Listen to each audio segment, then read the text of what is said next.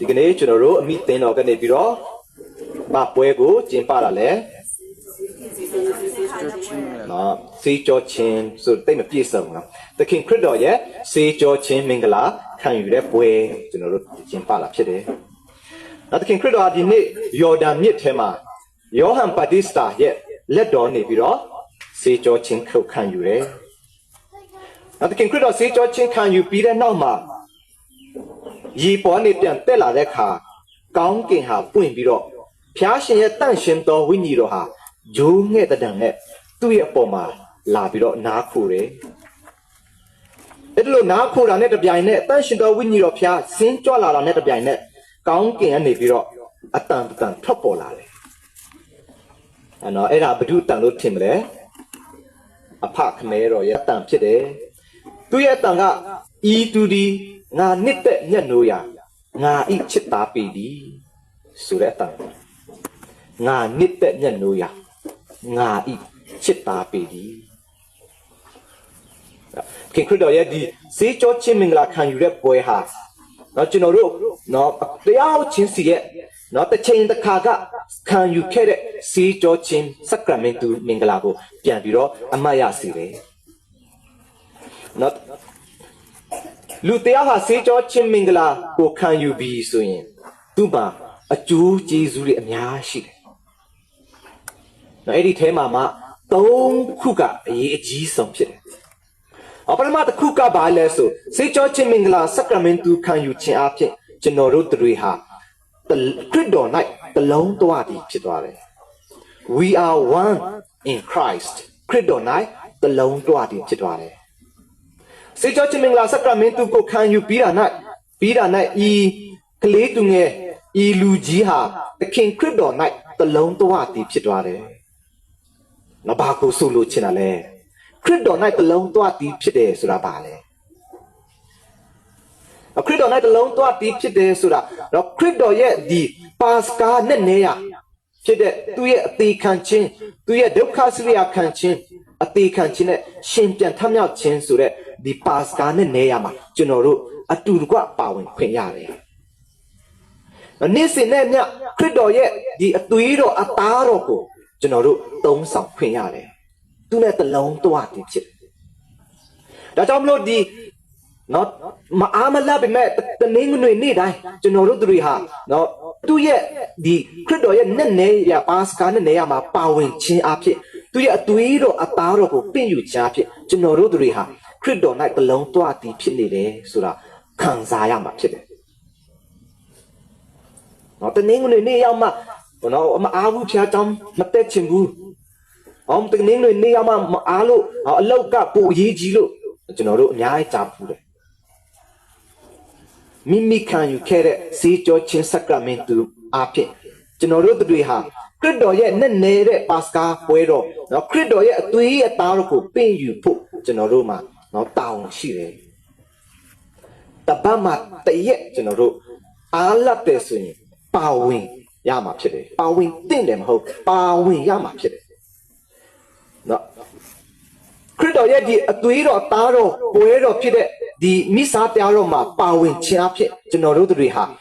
ဒီခရစ်တော်နဲ့တလုံးသွားတည်ရှိနေတယ်ဆိုတာမိမိကိုယ်ကိုပြသခြင်းဖြစ်တယ်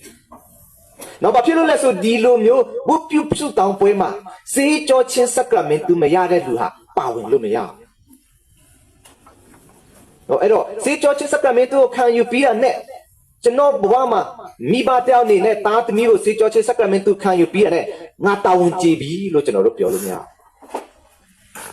မိမိကိုနိုင်ရလဲတော်လကောင်းမိမိရဲ့သားသမီးကိုနိုင်ကတော်လကောင်းကျွန်တော်တို့တွေဟာတနည်းအ ਨੇ ဆုံးတနည်းနွေနေ့တိုင်း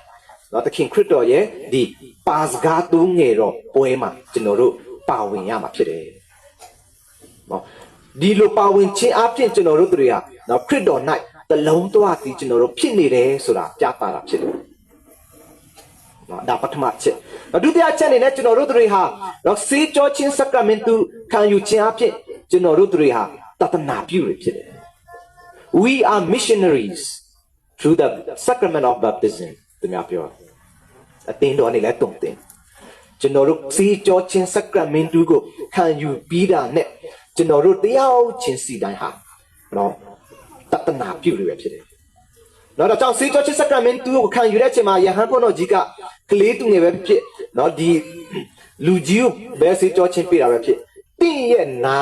နဲ့ဖျားရှင်ရဲ့ဧဝံဂေလိတရားတော်ကိုနားထောင်ပြီးတော့တင်းရဲ့နှုတ်အားဖြင့်ဖျားရဲ့ဧဝံဂေလိတရားတော်ကိုဟောပြောသွန်သင်ပါလို့နော်ဒီစေကြောချစ်စကရမင့်တူခံယူတဲ့အချိန်မှာယဟန်ဘုန်းတော်ကြီးဟာနော်ဘုန်းဒီလူကြီးကိုပေးတာပဲတစ်ကလေးကိုပေးတယ်အဲ့ဒီစကားအတိုင်းဆိုတယ်နော်တင်းရဲ့နာကိုပွင့်ပြီးတော့ဖျားရှင်ဧဝံဂေလိတရားကိုနားထောင်ပြီးတော့တင်းရဲ့နှုတ်ရှာအဖြစ်ပွင့်ပြီးတော့ဖျားရှင်တည်င်းကောင်းကိုဟောပြောရမှာတင်းရဲ့တောင်းဖြစ်တယ်နော်ကျွန်တော်ငယ်သေးလို့သူဘာမှသိတာမဟုတ်ဘူးကျွန်တော်တို့ပြောလို့မရဘူးကလေးသူငယ်ဟာလဲတတနာပြုတွေပဲဖြစ်တယ်နော်လူကြီးတွေအားလုံးဟာလဲတတနာပြုတွေဖြစ်တယ်ဘာဖြစ်လို့လဲဆိုခရစ်တော်ရဲ့တည်င်းကောင်းကိုနော်အေဆောင်ပေးတဲ့လူတွေဖြစ်တယ်နော်ယဟန်တီလာရှင်ပဲမဟုတ်ဘူးဘာဒါဝင်တယောက်ချင်းစီတိုင်းဟာစေကြောချင်းစကရမင့်ကိုခံယူပြီးသားဖြစ်တဲ့အတွက်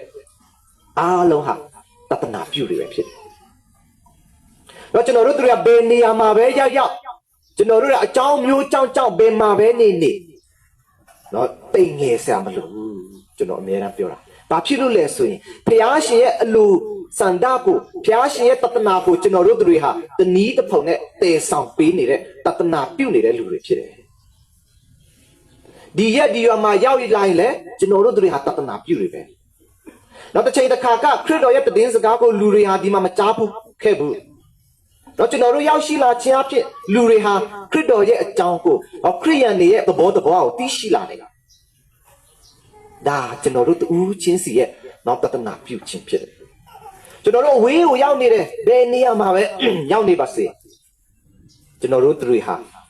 ခရစ်တော်နဲ့တလုံးတွားတည်ရှိကြောင်းကျွန်တော်တို့ပြခြင်းအဖြစ်ကျွန်တော်တို့တွေဟာတတနာပြုတွေပဲဖြစ်တယ်အဲကြောင့်လို့ငါဒီမှာရောက်လာတာဘာအတိတ်ပဲမှမရှိဘူးနော်ဒုက္ခဆင်းရဲပေါင်းများစွာနဲ့ပဲနေရတယ်အိမ်ငါးဘဝနဲ့ပတ်စံလည်းမရှိတော့ဘူးတနေ့တက်လာတဲ့ကုန်ကြစိတ်တွေနော်ပြန်မှပဲရတော့မနဲ့တူတယ်နော်စသဖြင့်ကျွန်တော်တို့အတွေးတွေအများကျွန်တော်တို့ရှိမှာပဲဒါပေမဲ့ကျွန်တော်တို့တွေဟာနော်ဘယ်နေရာရောက်အမြဲတမ်းကိုအာယူရမှာကျွန်တော်တို့တွေဟာတတနာပြုတွေဖြစ်တယ်ရိုးတတနာပြုမဟုတ်ခရစ်တော်ရဲ့နိုင်ငံတော်အတွက်တတနာပြုနေတဲ့လူတွေဖြစ်တယ်ဆိုတာကျွန်တော်တို့နော်ခံယူရမှာဖြစ်တယ်နောက်ဆုံးတစ်ချက်ကဘာလဲဆိုရင်စေကြောချင်းစကရမင့်တူခံယူခြင်းအဖြစ်ကျွန်တော်တို့တွေဟာခရစ်ယာန်ဖြစ်တယ် We are Christians through the sacrament of baptism ခရစ်ယာန်ဖြစ်တယ်နော်စေကြောချင်းခံယူပြီးတဲ့လူမှတမယကိုကျွန်တော်တို့တွေကဘာလို့ခေါ်လဲဆိုရင်ခရစ်ယာန်တွေလို့ကျွန်တော်တို့ခေါ်တယ်ခရစ်ယာန်ရဲ့အတိတ်ပဲပါလဲဆို the follower of Christ the king ခရစ်တော်ကို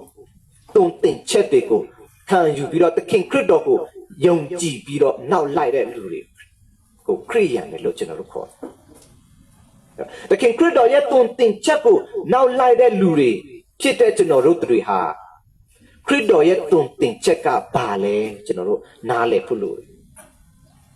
နောက်ခုတရားဟောနေတဲ့လူကစဒီမှာအဆုံးနော်ကလေးသူငယ်ပေါ့စကအဆုံးကျွန်တော်တို့တွေအားလုံးခရစ်ယာန်ဖြစ်တယ်တခင်ခရစ်တော်ရဲ့တရားစကားကိုနှလုံးသွင်းပြီးတော့ကြင်ကြံဖို့ကျွန်တော်တို့မှာတာဝန်ရှိတယ်ဒါမှမဟုတ်ဘူးဆိုကျွန်တော်တို့ကအမိခံခရစ်ယာန်တွေခရစ်စမတ်ပွဲခရစ်ယာန်တွေ Easter Pascha ပွဲခရစ်ယာန်တွေပဲကျွန်တော်တို့ဖြစ်ဘုရားရှင်ရဲ့နောက်ခရစ်ယာန်လို့ကိုပြောပြီးဆိုရင်ကျွန်တော်တို့တွေဟာသခင်ခရစ်တော်ရဲ့တည်င်းစကားသခင်ခရစ်တော်ကြင်ကြံခဲ့တဲ့လမ်းစဉ်ကိုချလာရမယ့်လူတွေဖြစ်တယ်နော်ခရစ်ယာန်တရားဖြစ်ပြီးတော့သခင်ခရစ်တော်နောက်လိုက်ပြောပြီးတော့နော်ဒေါသကိုရှိထားတဲ့လူတွေကျွန်တော်တို့ဖြစ်တယ်အမုန်းတရားကိုရှေ့တန်းတင်နေတဲ့လူတွေကျွန်တော်တို့ဖြစ်တယ်စီလုံးမှုမရှိတဲ့ခရစ်ယာန်တွေဖြစ်နေတယ်ဆိုရင်ကျွန်တော်တို့တွေဟာခရစ်ယာန်လို့ကိုမခေါ်လို့မရအောင်နော်တရားဟောတဲ့ဒီလူကိုနိုင်ကအမုန်းတရားကိုပဲထည့်ပေးနေတယ်ဆိုရင်ကျွန်တော်တို့တွေကကျွန်တော်ကိုလည်းကျွန်တော်ခရစ်ယာန်လို့ကျွန်တော်ခေါ်လို့မရအောင်ဘာဖြစ်လို့လဲဆိုခရစ်တော်ဟာနော်အမုန်းတရားကိုချစ်ခြင်းနဲ့ အနိုင်ယူခဲ့တယ်သူကိုစန့်ကျင်တဲ့လူတွေကိုမေတ္တာတရားနဲ့အနိုင်ယူခဲ့တဲ့ဘုရားရှင်ဖြစ်တယ်နောက်ဆုံးသူကိုလက်ဝါးကားတိုင်းမှာအသေးတတ်တဲ့မိမိရဲ့တက်ကိုယ်တော်ရန်ရှာတဲ့လူတွေကို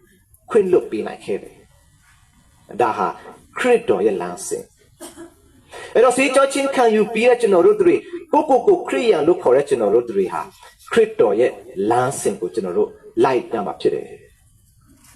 ဒါမှမဟုတ်ဘူးဆိုကျွန်တော်တို့တွေအားလုံးအမိခံခရိယန်တွေပဲဒါကြောင့်မလို့သခင်ခရစ်တော်ရဲ့ဒီစေကြောချင်းစက္ကရမတုမင်္ဂလာပွဲမှာမိမိကိုယ်၌ကမိမိရဲ့စေကြောချင်းစက္ကရမတုခံယူရခဲ့တဲ့အချိန်ခါကိုတတိယပြီးတော့အဲ့ဒီ၃ချက်ကိုကျွန်တော်တို့မမေ့ဖို့လိုတယ်ကျွန်တော်တို့တွေဟာစေကြောချင်းစက္ကရမတုအဖြစ်ခရစ်တော်နဲ့တပေါင်းတစည်းဖြစ်သွားတယ်နော်စေကြောချင်းစက္ကရမတုအဖြစ်ခရစ်တော်ရဲ့တသနာပြုတွေဖြစ်တယ်စေကြောချင်းစက္ကရမတုမင်္ဂလာအဖြစ်ကျွန်တော်တို့တွေဟာခရိယန်တွေဖြစ်တယ်ဒါကြောင့်မလို့နော်အဲ့ဒီ၃ချက်ကိုနှလုံးသွင်းပြီးတော့ကျွန်တော်တို့တွေနော်မိမိရဲ့ခရိယန်သဘောကိုနားလည်နိုင်တယ်ဆိုရင်စေကြောချင်းစက္ကရမတုရဲ့အတိတ်ပဲဟာဘယ်လောက်ထိလေးနဲ့လဲကျွန်တော်တို့ပြန်ပြီးတော့ကိုစဉ်းစားထောက်ရှုလို့ရတယ်။ဒါစေကြောချင်းစက္ကရမတုခံယူပြီးတနေ့မှတစ်ခါနော်ဘုရားကျောင်းလာတယ်။အဲ့ဒီလာတဲ့ချိန်လဲခရစ်စမတ်ပွဲမလို့လာတယ်ဆိုရင်ကျွန်တော်တို့တွေဟာမိမိခံယူခဲ့တဲ့ဆက်လေးနဲ့တဲ့ဒီစက္ကရမတုမင်္ဂလာကိုကျွန်တော်တို့တွေဟာအလေးအနက်မထားရအောင်။ဒါကြောင့်မလို့ခရိယာဖြစ်တယ်ဆိုတာဟာတော်ရုံဂျေဇုတော်နဲ့မရဘူး။ဒါကြောင့်မလို့မိမိရဲ့ဒီစက္ကရမတုတိုင်းဟာအရေးကြီးတယ်လေးနဲ့တာဖြစ်တဲ့အတွက်ကျွန်တော်တို့တွေဟာ